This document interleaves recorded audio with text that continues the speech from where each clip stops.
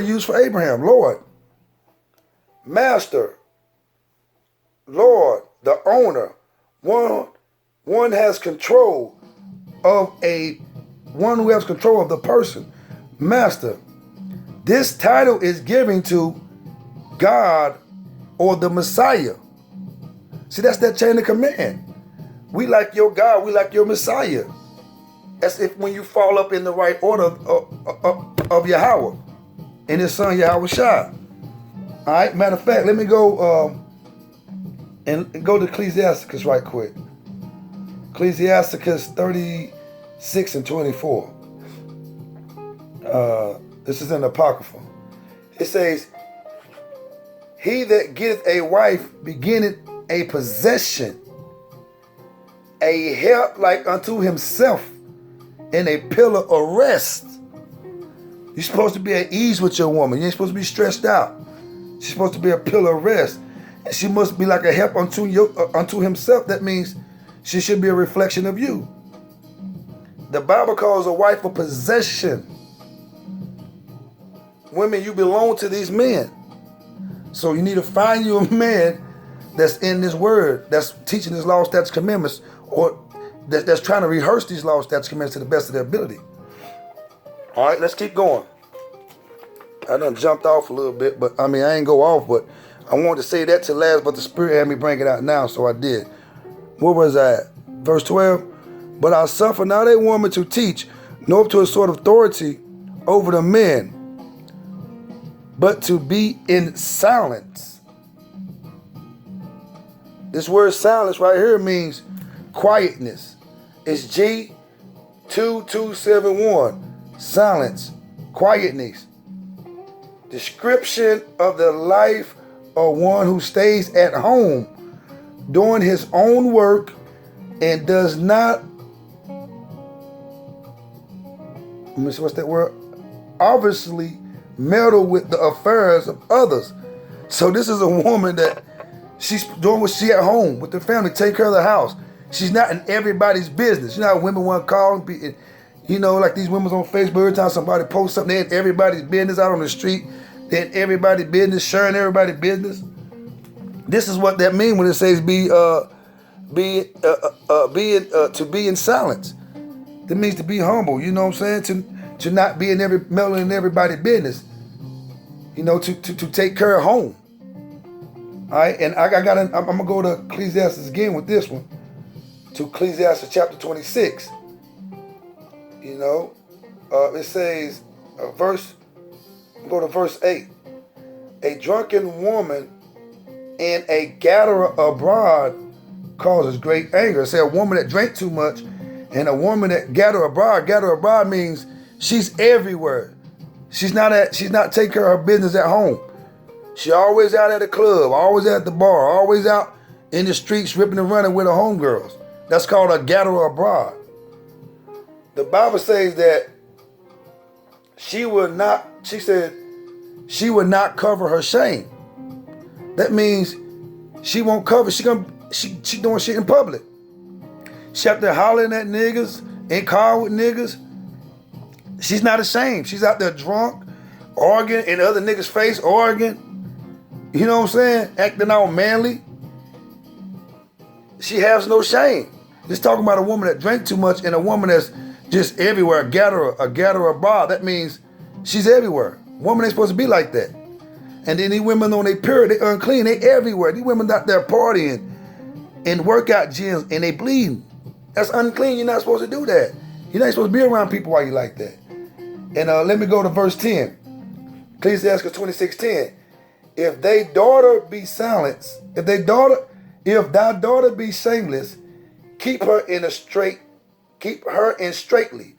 lest she abuse herself through overmuch liberty.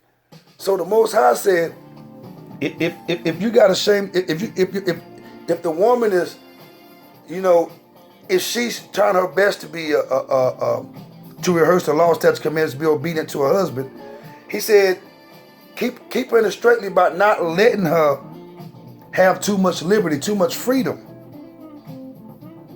You can give her a little bit, but don't allow her to have too much freedom, because the more freedom you give her, like your parents say, you know, if you hang with dogs, you catch fleas or ticks. You know, say you hang with the wrong crowd too long, it's gonna rub off on you. So a shameless woman shouldn't have too much liberty. She shouldn't be here and be there everywhere all day long. You know? All right, let's keep going. Verse 13, for Adam was first formed, then Eve. And Adam was not deceived, but the woman, being deceived, was in the transgression. So that means Adam didn't go against Yahweh. The woman went against Yahweh. Transgressions means to go against. She went against the law of Yahweh. The father, the woman did, not the man.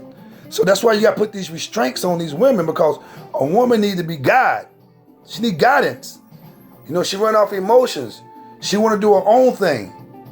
That's what Eve did. There's a lot of Eve. Most of these women are Eves. They not Sarahs out here. It's going to be hard to find a Sarah. Most of these women are Eves. Eve was in another nigga's face in the garden. Got another philosophy. Brother Adam didn't put it into place. He let her do what she wanted to do.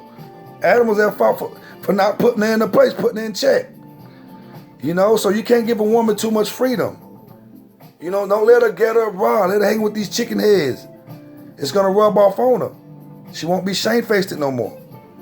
All right, verse 15. Now, we getting in how the woman can be delivered now. Verse 15. He says, notwithstanding, she shall be saved in childbearing. The Bible said otherwise, notwithstanding, she shall be saved in childbearing. Send the woman. Now she got to keep all this I just said, you know, trying to rehearse the law, statutes, commandments, be submissive to a man, and by doing all this, because a woman ain't she ain't gonna line up perfect. She just can't. It's impossible for her to. He said, but notwithstanding, as long as that man doing what he's supposed to do, and that woman, she's trying her best and she's up under him being submissive, she shall be saved through childbearing. Yeah, I bet you didn't know that, did you? Through childbearing. What do that mean? That means conceiving. What that means that the man that she's dealing with, because the only way a woman can have a child is through what? Penetration, sex. So the man that she's dealing with can save the woman. Now, how is that? Because anytime through the word, when you read about a man, the man that gets right, like let's say like Cornelius. When Cornelius got right, his whole house was saved because of the men. When Peter and them was right, all the disciples right, every man that got right, their whole house was saved. Their family, their house, their wives, their children. I said wives because men have more than one wife. Their children were saved because of the men was right. Because like Joshua said, as for me and my house, we're going to serve Yahweh. We're going to serve the Lord, our power. So long as the men living right, trying to teach these laws, statutes, commandments, and walking them, teaching his word, he can save his family through childbearing. He can save his women, his woman, his children through childbearing. That means she's going to have to be penetrated by him. She's going to be one of his women. All right? And I looked up this word childbearing. Nevertheless, she shall be saved through childbearing. All right? Let's see what this means. Shall be saved. This word is sozor, which is G4982. This means to preserve one who is in danger of destruction, to save or rescue, to deliver from penalties of the messianic judgment. So, sent to deliver from the penalties of the law, statutes, commandments, in so many words. How? Through the man. The woman has to be saved through the man. Most of these women got to be saved through the man. You got to come up under a man to be delivered. Matter of fact, let's go to Isaiah. Matter of fact, let me get out here. It's quicker. Isaiah 4:1. Isaiah 4:1. It says, in that day, 7 women shall take hold of one man. 7 just means completion. In that day, and we about in that day. We about in that day, because we're in these last days, and things is going down the hill right now. It says, and in that day, 7 women should take hold of one man. It can be one. You can only have one woman. 7 just means completion. You can have 1 or 1,000. saying, we will eat our own bread and wear our own apparel. Listen, you ain't got to feed us.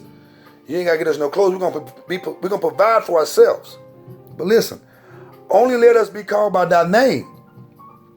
Because whose name is the man called by? Yashael Israel, the forefather. We up under Yahweh Shai. So we're called up under Yahweh Shai's name. Yahweh Shai is up under who? The Father. So we delivered through Yahweh Shai because he died for us and the Father gave us unto Yahweh Shai. All right, so the women is ours. The woman was given to us from who? From Yahweh. As a helpmate, as a servant, as a maid, a maiden. It says, only let us be called by thy name to take away our reproach. Now, what's this woman's reproach? Okay, I went and looked up this word reproach. It's H2781. That means scorn, shame, or disgrace. What is her shame? All them niggas she done dealt with. That disgrace. That scorn. She's scorned. She's been through a lot. She's been lost. She's been here, there. Might got 4 or 5 different baby daddies. You know what I'm saying? She done been with many men. But now she done came and she repented. And she called on the real name of Yahweh by Hashem Yahweh Shai, the Father and the Son, and she repented. Now she want to walk right. Now she want to rehearse the law, statutes, commandments. All right? And if that man accept her in, that means she's going to be called by his name. That means under his house, under his rulership. And that's going to take away her what? Her scorn, her disgrace, her shamelessness through the man. All right, let's keep going. Now, and it also means to save from the evils. Now, this word shame, childbearing also means to save from the evils which obstruct the reception of the messianic deliverance, which means deliverance that come through this word. So she need a man for that. Oh yeah, let's go do Isaiah 32. She need a man for that. For this woman to be delivered, she got to have a man of Yahweh by Hashem Yahweh Shai. A man that's rehearsing these laws, statutes, commandments, and that's trying to do the right thing. And you can't leave your man and try to be with this man. That's called adultery. Most High gonna jack both of you up. Isaiah 32. Okay, I'm gonna start with 1. Behold, a king shall reign in righteousness, and the princes shall rule in judgment. That means Yahweh Shai gonna reign in righteousness. King David gonna be upon them, and the princes us, and we shall rule in judgment. That means we're gonna be the judges of the earth, the rulers of the earth with Yahweh Shai, and in the house of David. All right, and verse 2. And a man shall be as a hiding place from the wind, and a convert from the tempest, as rivers of water in a dry place, as the shadow of a great rock in a weary land. Now, this said a man is going to protect you from all the trials and tribulations, from Jacob's trouble. A man that's rehearsing the law, statutes, commandments, and doing his best to trying to follow Yahweh by Hashem Yahweh Shai. This man is going to be your deliverance. If you be submissive unto him, if you allow him to be your Lord. You be Sarah, you allow him to be your Abraham. Stop trying to be Eve. You've been Eve too long. You've been fucking up too long. You've been Eve too long. Salakia, excuse my language. All right? And I'm going to read this again. To save from the evils which obstruct the reception of the messianic deliverance. The man. All right, let me read it. Isaiah 32:2. And a man should be as an hiding place from the wind. This is a man of Yahweh, a prophet. And a convert from the tempest, as rivers of water in dry place, as the shadow of a great rock in a weary land. That man is what's going to protect you. Like Yahweh Shai protecting us, and your father Yahweh protected him. So we're protected from the father and his son Yahweh Shai. And the woman going to be protected under us, because the Bible said that the man have angels encamping around them. And the angels don't only encamp around that man, but he camps around those who love him, those who are in his household. His wife, his children, his wives. All right? And let me finish this reading. Let me read this on out.